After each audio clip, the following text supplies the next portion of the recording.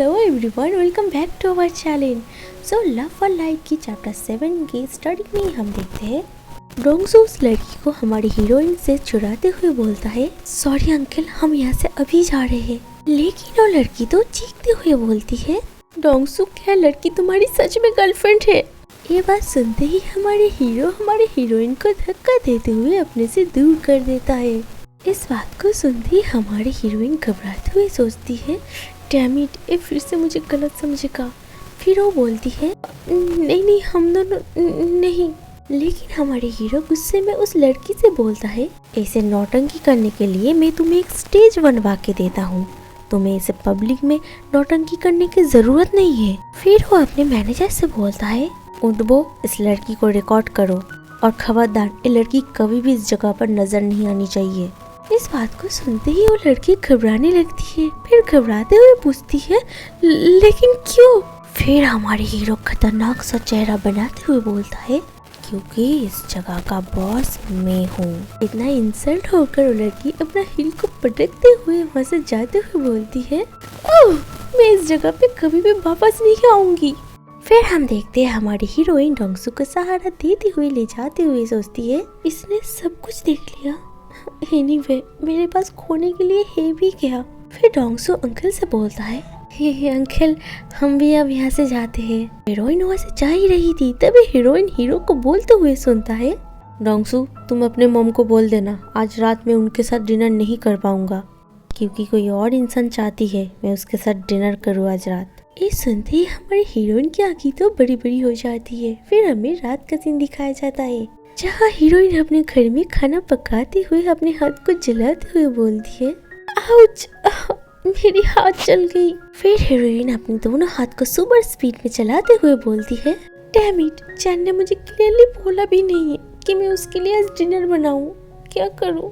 और आज सुबह जो उसने बोला, अगर वो बात मेरे लिए हिंट है तो आज जो मैं खाना बना रही हूँ वो वेस्ट नहीं जाएगा।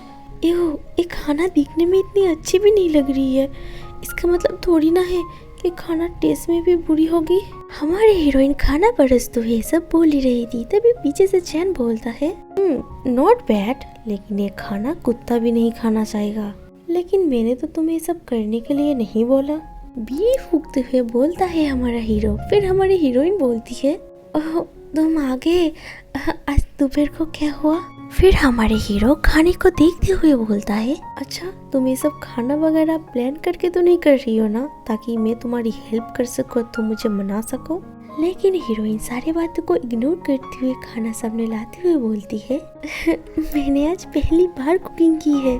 फिर हीरो हीरोइन की थोड़ी सी करीब आते हुए बोलता है, आखिरकार तुम एक फॉर्मल मेयर की बेटी जो ठहरी, ऑफ कोर्स तुम कभी भी किचन में एंटर भी नहीं की होगी। अच्छा है तुम मेरे लिए खाना बना रही हो, और ये खाना काफी है राइट, तुम्हारे हॉस्पिटल के लिए, ताकि मैं फंड कर सकूं। हीरो की बातें सुनकर हीरोइन की तो आंखें भर आती है। हीरोइन सोचती है, कोई बात नहीं है सॉन्ग जी, कोई बड़ी बात नहीं है, तो रो मत। फिर हीरोइन टेबल पर खाना रखते हुए हमारे हीरो से बोलता है, मिस्टर चैन, आप मेरे लिए सारी चीज़ें डिफ़िकल्ट बना रहे हैं, इस रूम में और कोई नहीं है, आई गेस हमें अब नेगोशिएशन कर लेनी चाहिए। आप मदद के बदले अपने टर्म्स और कंडीशन मुझे बता दीजिए, और अपने और मेरी हम दोनों की टाइम सेव कर लीजिए। हमारे हीरो सिगरेट को फूंकते हुए ये सब सुनता है।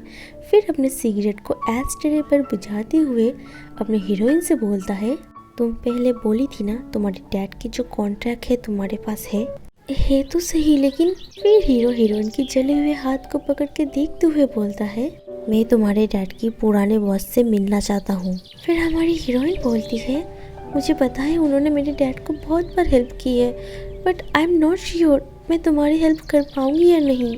फिर हीरो हीरोइन के हाथ को झटकते हुए बोलता है, मेरे और तुम्हारे डैड के बॉस के बीच में सिर्फ म्यूचुअल इंटरेस्ट है, कोई पर्सनल रिलेशनशिप नहीं, और अगर तुम मेरे इस काम को कर देती हो तो इसके बदले तुम्हारे डैड जब अरेस्ट हो जाएगा उसके बदले मैं हेल्प कर दूंगा।